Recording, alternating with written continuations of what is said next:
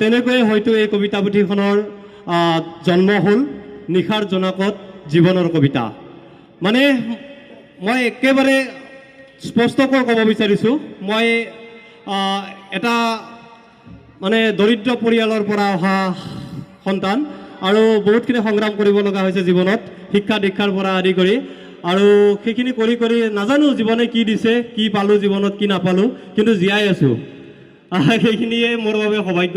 কাম কৰি গৈছোঁ আৰু কাম কৰি যোৱাৰ লগতে বহু সময়ত মানুহৰ প্ৰশংসাও লাভ কৰিছোঁ, তাৰ লগত কটু সমালোচনাৰো পাত্ৰ হয়তো নোহোৱা নহয়। আৰু সেই অভিজ্ঞতাবিলাকে আচলতে মোক কি দিলে কি নিদিলে সেয়াই আচলতে মই এই মোৰ কবিতা পুথিখনৰ জৰিয়তে প্ৰকাশ কৰিব বিচাৰিছোঁ। আৰু অতি শেহতীয়াভাৱে দুটা ঘটনাই মোক জীৱনক পাহৰিব পৰা নাই। মই আজি 2008 চনৰ পৰা শিক্ষকতা বৃত্তিৰ লগত জড়িত আছিলোঁ। মানে মই টিউশ্যন কৰোঁ ঘৰুৱাভাৱে, মোৰ এটা টিউশ্যন চেণ্টাৰ আছিলে। পোহৰ বুজি চাগে ভুলকৈ বুজি মোক মানে মোৰ ওপৰত কেছ মোকৰ্দমা কৰাৰ কথা মানে তেওঁলোকে চিন্তা চৰ্চা কৰে আৰু ৰাজহুৱাভাৱে বিচাৰৰ মানে কি তেওঁলোকে সিদ্ধান্ত লয়। আৰু সেইটোৱে হৈছে মোৰ জীৱনলৈ অহা প্ৰথমটো ধুমুহা। মই কেতিয়াও ভবা নাছিলোঁ। আৰু সেইদিনা মোৰ এনেকুৱা লাগিছে যদি সমাজত ভাল কাম কৰি যদি মই আজি এনেকুৱা হয়, যদি এজন মই তাৰ লগতো মোৰ ব্যক্তিগত শত্ৰুতা নাছিল, আচলতে মই তেওঁক পঢ়াইছিলোঁ। আৰু যিহেতুকে ল'ৰা ছোৱালীক পইচা লৈ পঢ়াওঁ, অকণমান কেতিয়াবা দাবী ধমকি দিয়াৰ প্ৰয়োজনীয়তা আহি পৰে। আৰু সেই হিচাপে তেওঁক অকণমান তেনেকুৱা কৰাত মোৰ মানে এটা মানে কটু সমালোচনাৰ পাত্ৰ হৈছিলোঁ। আৰু সেইটোৱে মোৰ জীৱনৰ আছিল প্ৰথমটো ধুমুহা। আৰু সেইটোৱে মোক বহু কথা শিকাইছে। তাৰপিছত হয়তো সেই সময়ত মই কান্দিছিলোঁ। আচলতে মই সিদিনা জীৱনত প্ৰথম কান্দিছিলোঁ। আৰু তাৰপিছতে মোৰ পিছৰ এটা ধুমুহা আহে, সেইটো আহে মানে কি দেউতাক হেৰুৱা মোৰ। তাৰপিছতে কিছুদিন পিছতে দেউতাক বেমাৰত পৰে, দেউতাক হেৰুৱাই মই অকণমান কষ্ট পাওঁ। আৰু দেউতাক আজিৰ এই চেগতে মই আচলতে গভীৰ শ্ৰদ্ধাঞ্জলি মই প্ৰকাশ কৰিব বিচাৰিছোঁ।